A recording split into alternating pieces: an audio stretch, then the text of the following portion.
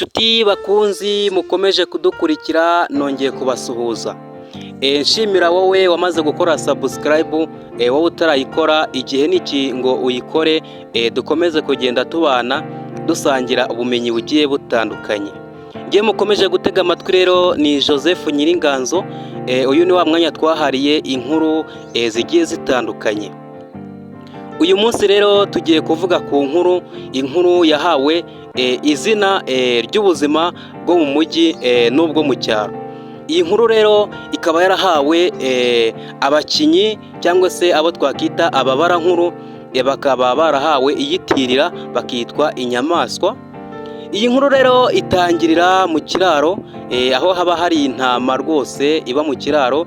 Iyi ntama ikaba ihabwa ibyo kurya rimwe na rimwe amasaha yarenze, hakaba nubwo itabibona, kandi ikaza kubazwa umusaruro udahwanye n'ibyo iza kuba yahawe.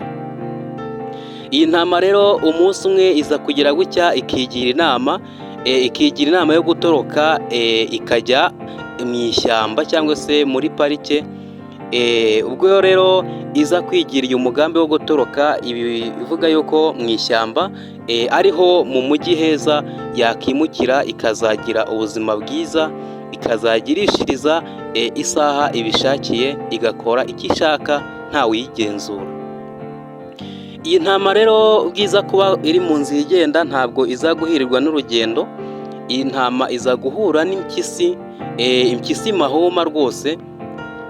Ubwo baza guhura rero, intama yibuka yuko izirana n'impyisi, igahita ivuga nti reka nsuhuze impyisi maze ndebe ko yandeka ngatambuka nkagera iyo njya amahoro. Ubwo rero intama irihanukira ikavuga ati mbe mpyisi muraho. Ubwo rero impyisi nayo aho iri, igaterera agati mu ryinyo, ikishima cyane, igahita isubiza intama ati urakaza neza mboga zizanye. Ati burya isengesho ry'imbwa rwose Imana iryumva itarabumbura akanwa. Ati ubona ngo mbe nshonje bene aka kageni ifunguro rinyizanire. Nuko intama nayo ikirita mu gutwi cyane ko yari inyaryenge nubwo yari ivuye mu cyaro, yaje kugira gutya rero ifumyamo iriruka, ifata urugendo, iragenda n'impyisi nayo iyiruka inyuma. Muri kwa kuyiruka inyuma rero, byaje kwinjira mu ishyamba ndani aho twakita mu mujyi. Bimaze kugeramo rero byarirukase bikomeza byiruka. Iyi ntama yaje kubona isenga yinjiramo igiye gushakirayo ubuhungiro.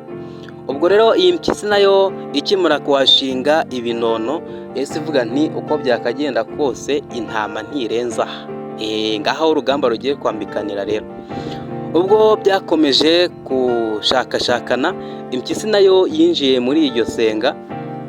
Ubwo rero ikihagera itangira guhumbaguza ireba hirya no hino, niko kwikunkumura rero yikunkumuye, ivumbi yari ifite mu bwoya bwayo rirashibuka rigwa mu maso y'intare. Mbega ibyago! Imaze kugwa rero mu maso y'intare, intare nayo n'umujinya mwinshi ibirinamuye ikubita umugeri impyisi. Antisha ni aka ni agasuzuguro, ni ubona amambere unzire mu rugo iwanjye, nkwihanize nguce mu ishyamba, nkohereze kure y'izindi nyamaswa kubera ubugome bwawe n'ubuhemu, none bwa kabiri unyinjire mu rugo uza kuntera ivumbi mu maso. Nuko impyisi nayo cyane ko yari izi ko ifite amakosa, ihita ica bugufi isaba imbabazi ati nyagasani mutware mwami w'ishyamba, ati nongeye kugusaba imbabazi, ariko mboneraho no kukubwira ko nari nje kwifatira kano gafunguro kanjye. Ati aka gafunguro kancikiye hano rwose. Ubwo rero umwami, dore ko umwami burya abanza kumva impande zombi, aravuga nti ifunguro ryawe riri hano se ni irihe? Nuko impyisi nayo ntiyatinzamo, itema ikokora iravuga nti ifunguro mfite hano ni kano gatama kancitse rwose, nimara kukabona sizagaruka hano. Nuko intama nayo itera ijwi hejuru nti nyagasane mwami, ngiye barambeshyera, ntigende umugenzi wigendera, naje mu ishyamba nje gushaka umuti. Ubusanzwe ngenda umupfumu rwose, ati nshaka imiti mu ishyamba igiye itandukanye, nkavura abantu bagiye bafite indwara zitandukanye. Ubwo rero intare ihita yumva, ibonye igisubizo neza neza gihwanye n'ikibazo yari isanganywe, dore ko iyo ntare yari yaragiye guhiga rwose, ikora urugendo rurerure igiye guhiga. Uru rugendo rero yaje kurwa mu mutego itahukanye imihigo, igwa mu mutego rero, mu kuvamo irabikomerekeramo, iza gutahana uruguma, igisebe. Iza gutahana igisebe rero, iragenda irakirwara cyane, ihita yumva yuko rero uwo mupfumu yayishakira umuti. Ubwo rero umwami ahita abaza iyo ntama ati none koko niba uri umupfumu wanshakira umuti?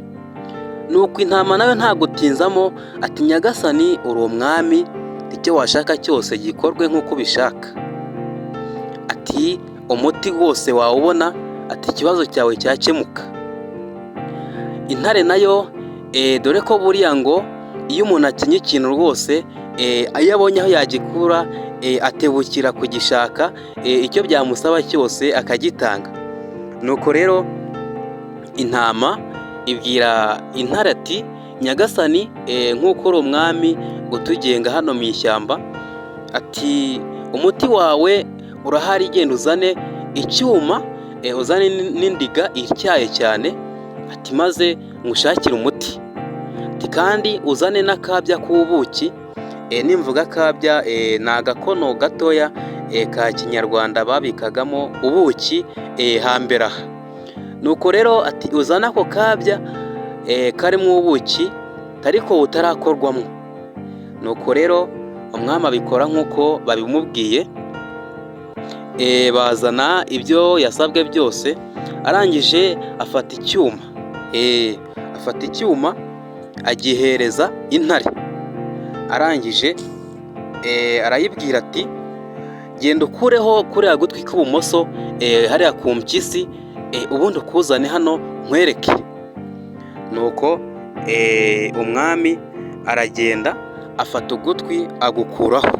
Inshuti bavandimwe rero mukomeje kudutega amatwi, mbibutsa gukora subscribe kugira ngo utazacikwa n'igice cya kabiri cy'iyi nkuru.